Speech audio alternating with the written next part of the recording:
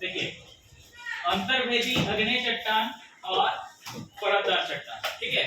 ये दोनों चट्टान में अंतर बताना है कि क्या अंतर है, ठीक है। तो देखिए उत्तर, अंतर्वेदी और आग्नेय चट्टान में निम्नलिखित अंतर है, ठीक है। देखिए अंतर्वेदी आग्नेय चट्टान कैसा होता है, जब देखिए तरल मैग्मा जब कभी भू परपट्टी के अंदर गहराई में ही ठंडा हो जाता है, तब इसे बनी चट्टानों को अंतर्वेदी आग्नेय चट्टान कहते हैं, ठीक है। इसको थोड़ा समझिए। देखिए अंतर्वेदी चट्टान जो मैग्मा है पृथ्वी के अंदर, ठीक है, वो बाहर निकलता है या फिर कुछ जो है रास्ते में ही मतलब पृथ्वी के अंदर ही जम जाता है, ठीक है, वो निकल नहीं पाया, तो क्या होता है कि जमीन के अंदर ही वो चट्टान बन जाता है। कई बार देखिएगा कि हम लोग कुआं या नलकूप वगैरह खोदते हैं, ठीक है, तो वहां से पत्थर निकलता है ना, पत्थर निकल जाता है, चट्टान निकलता है, तो उसको क्या करना पड़ता है कि नलकूप वाला तो चलो उसका मशीन जो है बहुत हैवी रहता है, वो तोड़ के अंदर घुस जाता है, ठीक है, लेकिन कुआं जब कोड़ते हैं तो उसमें क्या करना पड़ता है, उस पत्थर में छेद करके वहां पर बम वगैरह फिट करना पड़ता है ताकि वो पत्थर को तोड़ दे, ठीक है, पत्थर को तोड़ के अंदर जाना पड़ता है, ठीक है। तो वो हो गया अंतर्वेदी आग्नेय चट्टान, ठीक है, काफी मजबूत भी होता है जैसे ग्रेनाइट चट्टान, ठीक है, ये काफी मजबूत चट्टान होता है। आगे देखिए परतदार चट्टान, ठीक है, परतदार चट्टान या क्या बोलते हैं उसको दूसरा नाम अवसादी चट्टान, ठीक है। देखिए जब अपर्दन के दूत जल, वायु, हिमनदी आदि द्वारा आग्नेय चट्टानें टूटकर महीन कणों में बदल जाती हैं, ठीक है। देखिए इसको थोड़ा समझते जाओ अच्छा से।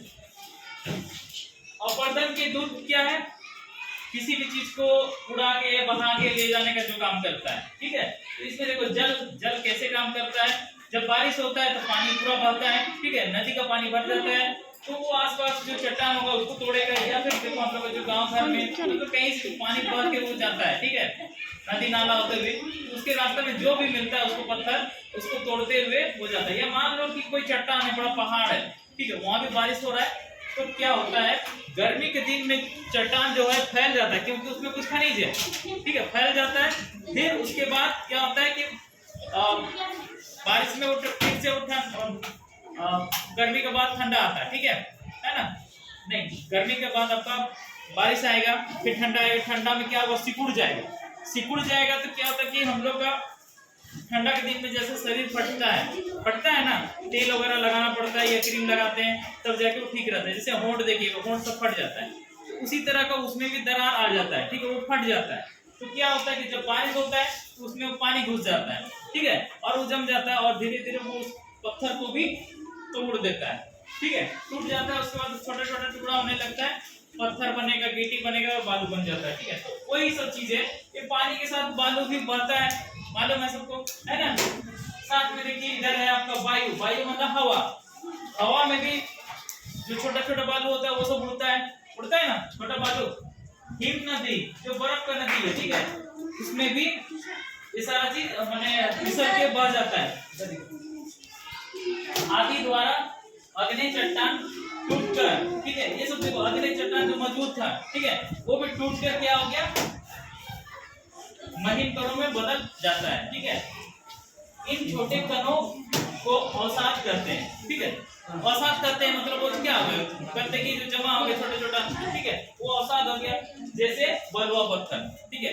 अब ये छोटा छोटा जो आग्नेय चट्टान था वो टुकड़ा हो गया, बालू बन गया, फिर से वो जम जाएगा, ठीक है, बालू का ढेर लग जाएगा, और क्या होता है कि धीरे धीरे काफी दिनों तक जम जाने से वो एक पत्थर का रूप ले लेता है, ठीक है, लेकिन वो क्या होता है मजबूत पत्थर नहीं होता है, कमजोर पत्थर होता है, उसको थोड़ा सा मार देंगे तो फिर से वो चुप चुप हो जाएगा, ठीक है, तो ये बलुआ पत्थर बनता है। आगे देखिए प्रश्न 2, इसको भी अंतर बताना है। देखिए भूपर्पट्टी और करोड़ में, ठीक है, देखिए उत्तर है भूपर्पट्टी पृथ्वी की सबसे ऊपरी परत है, ठीक है, सियाल जो है ना, इसकी रचना सिलिका तथा अल्युमिनियम से हुई है। सियाल देखिए, सियाल कैसा था, आल, सी से सिलिका और आल से अल्युमिनियम, ठीक है, सियाल, ठीक है। ऊपर पट्टी सियाल और ये बालू हो गया और अल्युमिनियम, बालू और अल्युमिनियम मिलता है, ठीक है, से हुई है।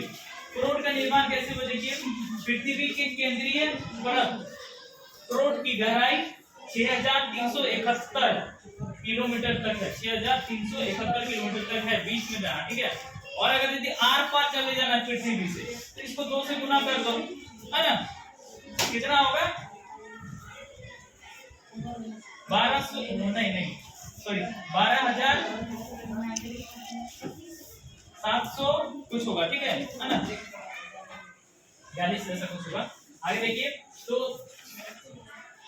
यह निकेल तथा फेरस धातुओं से बने, निकेल तथा फेरस धातु, देखो इसको हम लोग क्या बोलते हैं, तीसरा परत जो है अंदर का, उसको नीफे भी बोलते हैं, नीफे, है ना, नी और यहाँ का फे, नी फे, है ना, नी से हो गया निकेल और फे से फेरस, फेरस मतलब क्या, लोहा, ठीक है, लोहा का रासायनिक नाम है ये फेरस, ठीक है, धातुओं से बनी है। ये देखो निकल और फेरस जो है ये भारी तत्व है। लोहा आप लोग वजन करने के लिए रखते हैं ना, बटखरा क्यों रखते हैं, वो भारी होता है ना। तो जो भी माने केंद्र में क्या हुआ, जो भारी चीज होता है, जैसे हम लोग पानी में भी गंदा पानी जो होता है, ठीक है, बालू मिट्टी सब मिला हुआ रहेगा, अगर तो बर्तन में रख देंगे तो क्या होगा, वो बालू से ऊपर उठ जाएगा, ऊपर उठेगा ना, कैसे उठेगा जी, बालू नीचे बैठेगा ना, जो भी गंदा है वो नीचे बैठ जाएगा, साफ पानी ऊपर में रहेगा, ठीक है। तो ऐसे ही जो भारी चीज था ये सब नीचे आ गया, ठीक है। और इतना गर्मी है कि यहाँ उबलते रहता है और यही चीज बाद में ज्वालामुखी क्रिया में बाहर निकलता है, ठीक है।